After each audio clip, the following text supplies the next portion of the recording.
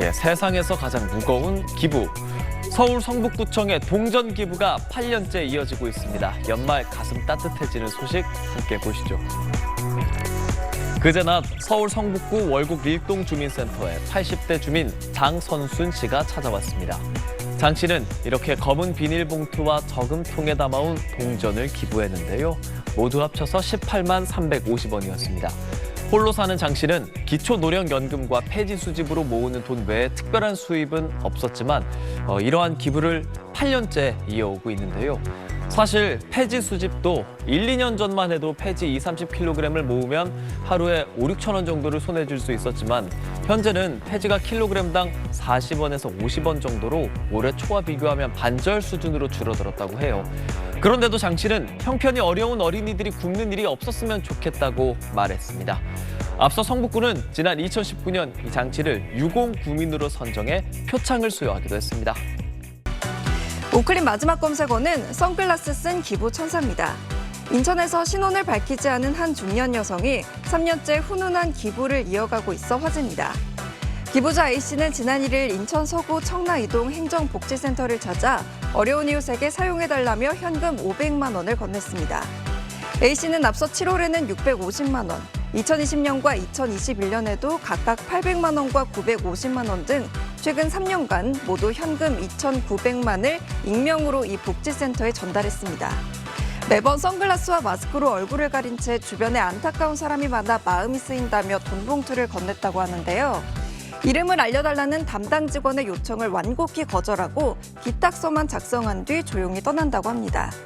서구는 이 기부금을 복지사업비로 활용할 계획인데요. 누리꾼들은 천사가 나타났다, 베푸신 것 이상으로 복 받으실 거예요. 닮고 싶은 분이네요. 덕분에 마음이 따뜻해졌어요 등의 반응을 보였습니다. 지금까지 오클릭이었습니다.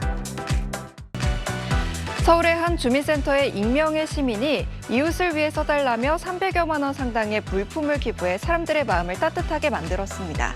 오클릭 세 번째 검색어는 이름 없는 기부 천사입니다. 지난 18일 서울 양천구 신월삼동 주민센터 현관에 쌀 500kg과 라면 50박스, 귤 50박스와 초코파이 등 300여만 원 상당의 물품이 놓여 있습니다.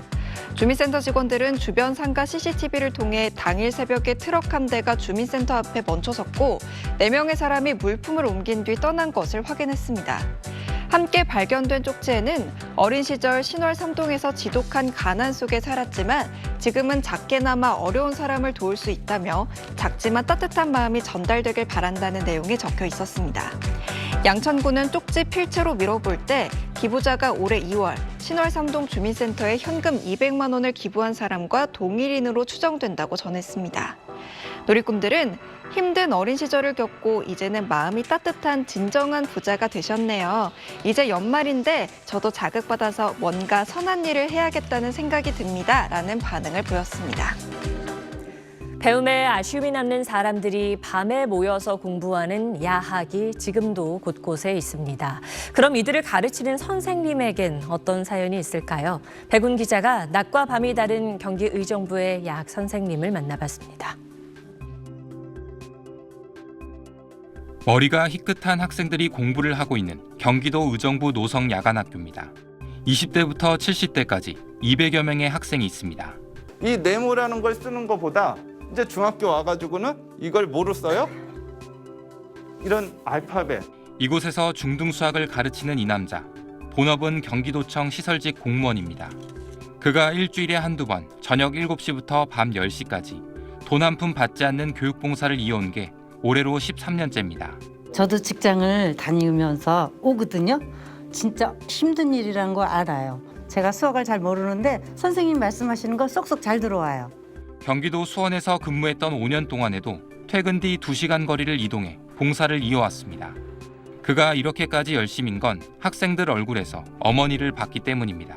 유년 시절에 이제 생계를 이제 책임지다 보니까 이제 힘든 가정 속에 학업을 포기를 하셨습니다. 그래서 나중에 안 사시지만 저희 어머니도 야간 학교를 다니셨더라고요. 의정부시 평생학습원 지하 공간을 개조해 사용하기 전까진 인근 학교 책걸상을 가져와 노후 건물에서 교육을 이어왔고 지금도 정부 및 지자체 지원금만으로는 운영이 빠듯해 후원단체를 찾아다녀야 합니다. 그럼에도 야학이 계속 운영되는 건 김 씨 같은 자원봉사자들 덕분입니다. 중등가정부터 저희 야학에서 이제 수업을 받으시고 고등가정 가셔서 또 고등가정 학력을 검정고시를 패스한 다음에 대학교까지 지나가셨어요. 그래서 이제는 야학 선생님으로 다시 나눔에 동참하시는 선생님이 계십니다. 야학이 줄어들고 있는 시대에 김 씨가 바라는 건 어머니처럼 배움에 아쉬움이 남은 사람들이 조금이라도 혜택을 받는 겁니다. 오셔서 주무셔도 되고 깨다가 또 재밌으면 들으셔도 되고 제일 중요한 거는 참여를 해주세요. 포기하지 마시고. SBS 백운입니다.